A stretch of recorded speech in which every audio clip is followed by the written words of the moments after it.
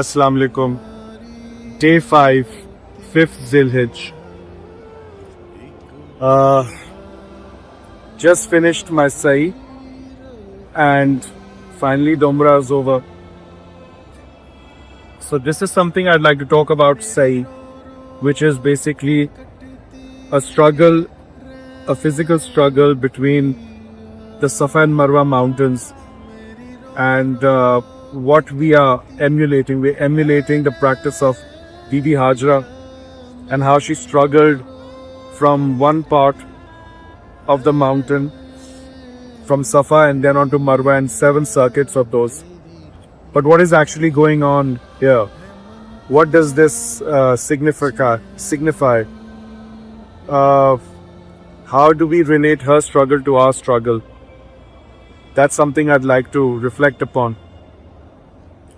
A very famous ayat of the Quran mentions that Safa and Marwa ayats and those who struggle between them, and if they know the true meaning, are indeed the ones who have the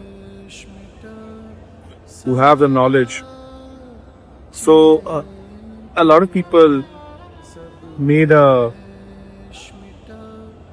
didn't know what this really meant, and it was not until Ghaus Pak who translated this ayat, basically saying that the word ayat over here, the ayats, the Safa and Marwa being ayats, are basically signs, because ayat also means signs.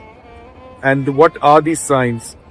And Ghaus Pak basically went further into it and said that the signs that Allah is talking about in the Safa and Marwa is that when we walk from Safa to Marwa, we should focus on our Zahir.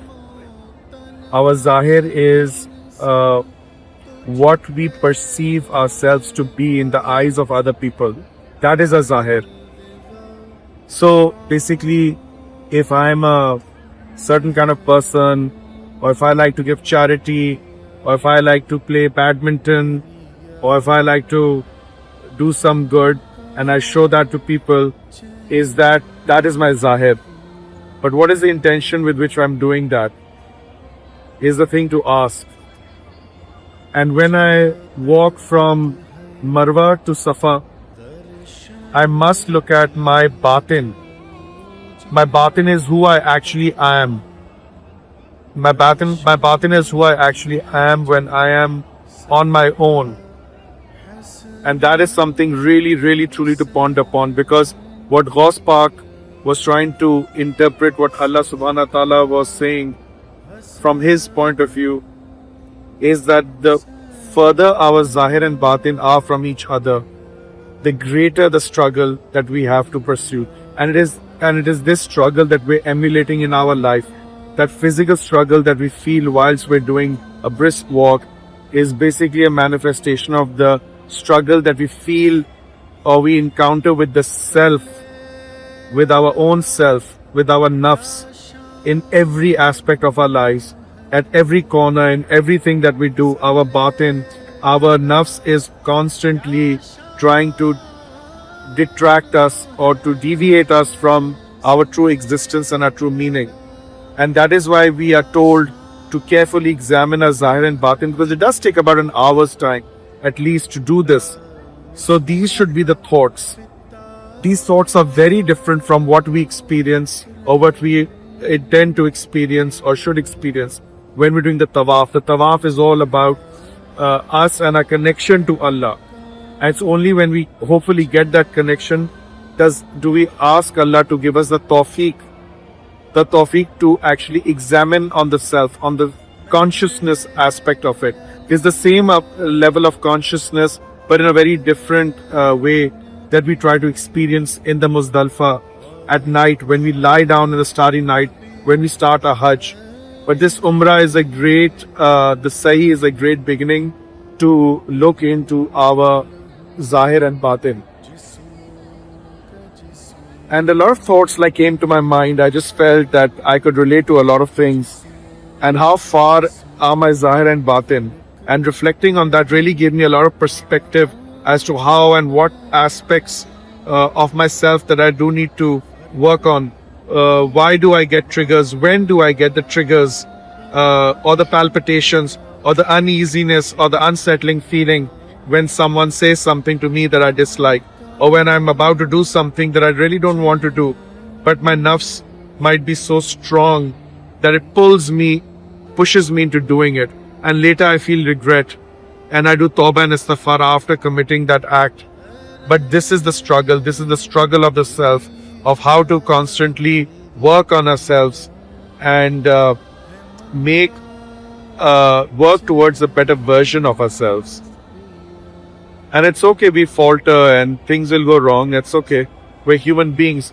But the whole idea behind it is the struggle and the parts where we're supposed to walk, the green lights, where we're supposed to run in. It is to manifest that particular struggle. You know, it's important to understand that Bibi Hajra had the Tawheed. That's why she came over here. She believed in the oneness of Allah and she didn't want to say no to Allah when Hazrat Ibrahim alayhi salam said, come to this desert. But she also had tawakkul, complete faith and trust in Allah. But you know, just because of complete faith and trust in Allah doesn't mean that I leave everything to Allah. I need to enact within myself. So a very famous ayat of the Quran goes something like that: Allah does not change my circumstances unless I change something within myself, by myself. That is a free will. That is the work of the free will. That's why Allah has given me that free will. All I can ask Allah is to give me the tawfiq to allow myself to change. And if I do work towards that, then only I can do it. So coming back to Bibi Hajra's point, even though she had tawakkul, she had to make the struggle. She had to run around 7 circuits to find that water for Hazrat Ismail. The water wouldn't just, if Allah wanted, He could have had the water come out immediately. But He wanted her to go through that test. He wanted her to go through a trial. He wanted her to make that effort. And that is why we all need to make that effort with ourselves. Allah will just not change our circumstances just like that. He needs to see us make that struggle.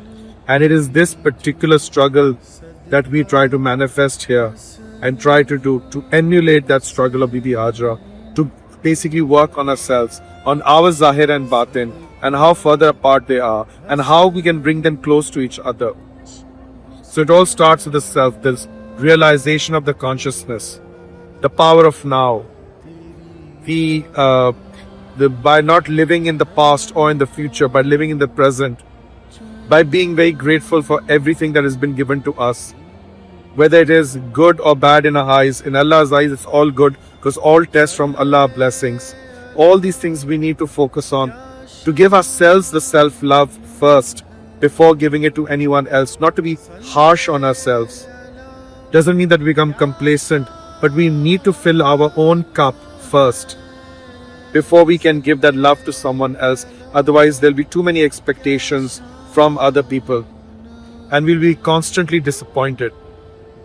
So until we don't give it to us, how will we give it to us? By examining our Zahir and Batin, by seeing how far they are from each other, by allowing us to lift the veil of duality, of heedlessness that is in front of us.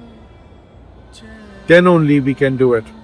Then only we can fall in love with each other. Then only we can possibly conquer our nafs.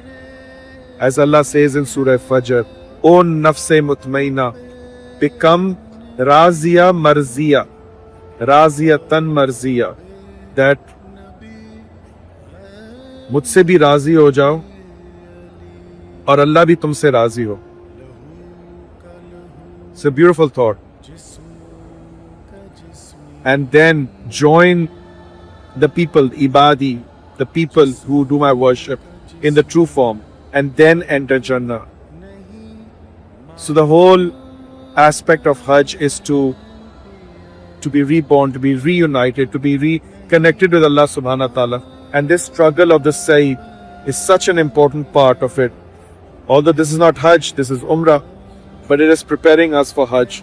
It's preparing us to go for the greater pilgrimage, where inshallah we will hopefully, all of us, will sacrifice our Ismail, whatever that is to us. Till then, Khuda Hafiz. तेरी याद है मन का चैन